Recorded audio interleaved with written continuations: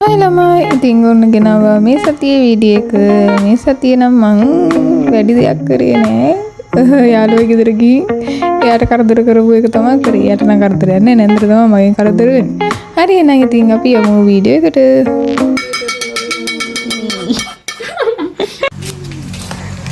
දුවත් එපා දුවගේ යාළුවත් එපා කියලා නැන්ද ගහලා වන්න නවන්න ගෙනවා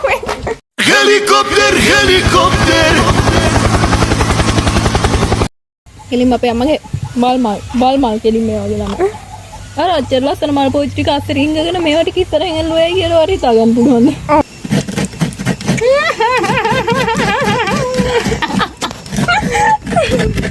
ඉතින් එක දවසක් කියලා තමයි දාන්න වෙන්නේ අද නම් අයියෝ